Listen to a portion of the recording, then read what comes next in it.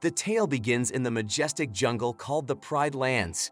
Here, all the animals gather eagerly to witness the birth of their prince, Simba, son of Mufasa, the current ruler. As they assemble around a stone cliff, a trusted baboon named Rafiki steps forward to bless the newborn. He marks Simba's forehead, then proudly presents him to the gathered animals. It's a joyous moment for Mufasa and all the creatures. Their cheers and calls of admiration fill the air, honoring the new prince. However, amidst the happiness, a distant threat looms in the form of Scar, Mufasa's envious brother, plotting to disrupt this blissful family. Zazu, a loyal bird companion of Mufasa, flies to a cave where Scar sits, speaking ill of his brother. Scar's bitterness towards Mufasa is evident as he disregards the news of Simba's birth, mocking Zazu instead. Mufasa intervenes, reasoning with Scar before he departs, leaving Mufasa to return with Zazu. Years later, as Simba matures, he implores his slumbering father to take him on an adventure. After much persuasion, Mufasa relents, guiding Simba to a significant location. Here, Mufasa imparts a vital lesson, explaining that while Simba will one day rule the lands touched by light, the shadowy depths beyond are dangerous, inhabited by hyenas, and off-limits. While still deepening their bond, news of trouble reaches Mufasa through a messenger. He instructs Simba to investigate, and though Simba initially hesitates, he eventually complies. However, fate takes a fateful turn as Simba ventures forth. Simba stumbles upon his uncle Scar's cave, where Scar initially dismisses him. However, upon realizing Simba's innocence and curiosity, Scar devises a sinister plan to eliminate Simba and Mufasa, edging closer to the throne. Craftily manipulating Simba's curiosity, Scar persuades him to visit the elephant's graveyard, despite Mufasa's earlier prohibition. Simba agrees, bringing his friend Nala along. Zazu accompanies them to supervise, but the cubs evade him and enter the forbidden territory. Initially, the graveyard appears intriguing, but danger lurks unbeknownst to them. Despite Zazu's warnings, they jest until their jesting turns into terror as hyenas surround them, confirming Zazu's fears. Surrounded by menacing hyenas, Simba and Nala flee, desperately attempting to escape the forbidden grounds. Despite their efforts, the hyenas swiftly close in on them. Just as the situation seems dire, Mufasa arrives in the nick of time, rescuing them from certain peril. He sternly orders Simba to return home with him and warns the hyenas to never threaten the prince again. Later that night, Mufasa imparts a valuable lesson to Simba, pointing to the stars above. He explains that these celestial bodies are not just distant lights but their ancestors, watching over them and guiding their paths from afar. Simba's first real wake-up call about life comes when Scar's plan to harm him falls through.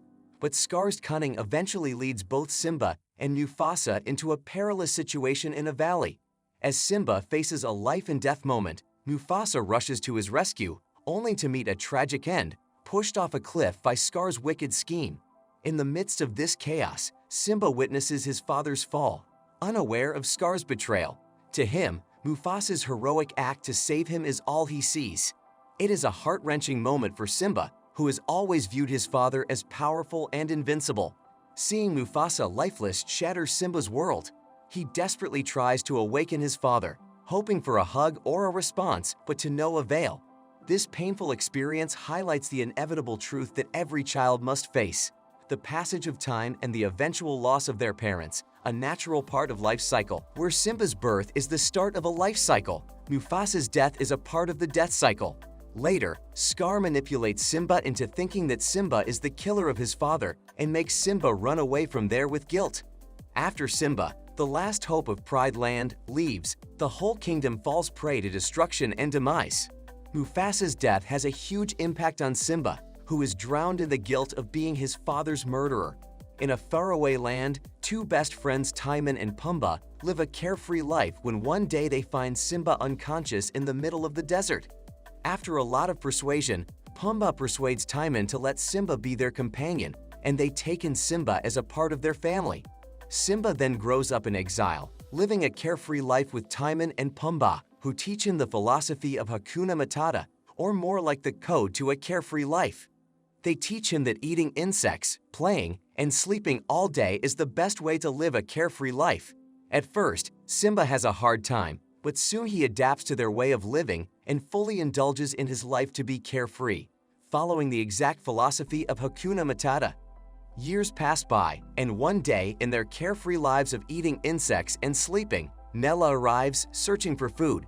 Simba has grown up to be a spitting image of his father, but his mind is still that of a kid. It's another normal day for Timon, Simba, and Pumbaa when Nala stumbles upon their home and tries to hunt them for food, but Simba intervenes and stops her. They are in a state of push and pull when a sudden gesture from Nella makes Simba recognize her. She also recognizes him and is overjoyed to see Simba. They later fall in love, and Nala urges Simba to come back. She tells him about the cruelty Scar has enforced on everyone. Simba is agitated hearing that his beautiful home is now barren and destroyed by his treacherous uncle and the hyenas, but refuses to go back due to his guilt about killing his father.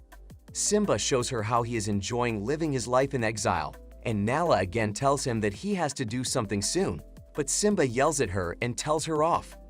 Later that night, Simba is sleeping with Pumbaa and Timon when they talk about their life, and Simba tells them that once someone told him that stars are actually our ancestors watching over us.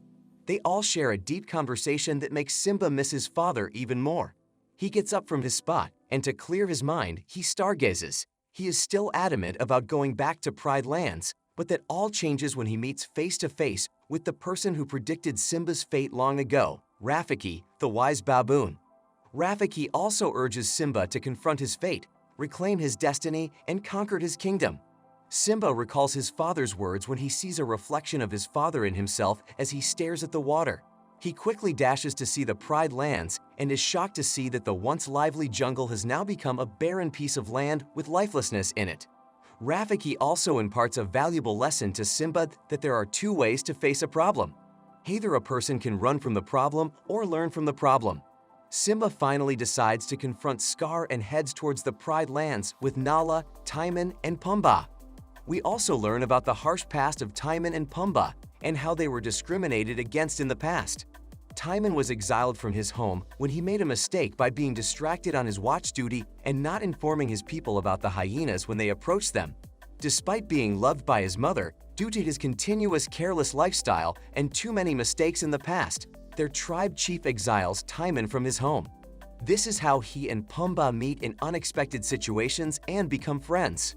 Now that Simba has decided to face Scar, his friends and Nala also devise a plan to conquer his throne, since it is not going to be an easy job with Scar's control over the hyenas. But with their smart teamwork, they all come up with a great plan and start to work on it. Timon even gets help from his family and tribe. He was always famous for making hollow tunnels and was a master of making tunnels that would collapse as soon as some pressure was applied to them. His mother tells him to make hollow tunnels to make the hyenas fall into them. Soon, it was the fateful night when Simba's mother argued with Scar and was pushed down by him when Simba came to defend her. Everyone, including his mother and Scar, is shocked, initially mistaking Simba for Mufasa, but his mother recognizes Simba. Simba then goes straight to face his uncle Scar, who is frightened to see Simba as he sees a spitting image of Mufasa in him. There is evident fear in Scar's eyes when he sees Simba, believing it to be his dead brother who has come back to kill him. However, upon realizing it is actually Simba, Scar regains his composure and instead starts to manipulate Simba into believing he killed his father. Simba becomes hesitant, but Scar attacks him, and they engage in a rough battle. Scar, with his cunningness and deceiving experience, has the upper hand. He starts spouting nonsense about Simba being the murderer of his father and, along with the hyenas, walks towards Simba, cornering him on the edge of a cliff, where he makes Simba lose his balance and hang on the edge. This is when Scar confesses the truth about how he was the one who killed Mufasa and blamed it on Simba. Hearing the truth, Simba becomes agitated and jumps back on the cliff, climbing on Scar. Scar becomes scared, and Simba presses him down, telling him to confess to everyone the truth about how Scar killed his own brother. When Scar finally admits, a fight breaks out, and the hyenas attack Simba, pushing him off Scar. The lionesses all together attack, and a huge fight breaks out. At first, the hyenas have a huge upper hand factor for Scar's win, but as Scar has hyenas as his companions, Simba has his friends and family. Timon, Pumbaa, and the lionesses all help to subdue the hyenas and play a huge part in supporting Simba. At first, Timon and Pumbaa are scared of the hyenas, but when the hyenas corner Timon and Zuzu, Pumbaa shows courage and fights them off, saving Timon and Zuzu. A huge portion of hyenas falls inside the tunnels made by Timon and Pumbaa charges himself towards the hyenas, throwing them here and there. A fire breaks out just under the under where Scar and Simba are having their duel. Both Simba and Scar face each other, and finally, Simba gets the upper hand in the battle. Scar, after being cornered by Simba, then blames everything on the hyenas and tells Simba it was their idea. But Simba is no longer that innocent cub and knows better than to trust his uncle's words. He then fights his uncle off and throws him in front of the hyenas. Agitated by the fact that Scar betrayed them, the hyenas corner Scar, and it is evident that now the hyenas would kill and devour Scar. He pleads with them and tries his old tricks, but hyenas are clever animals for a reason. They waste no time pouncing on him and ending Scar. The evil is finally conquered by the righteous, and the cycle of life is restored. Simba then climbs up the same throne cliff and roars as a sign of claiming his throne. The bad days are over, and the cycle of life is again restored. On a bright sunny day, Rafiki along with Simba and Nala once again stands on top of that very throne cliff.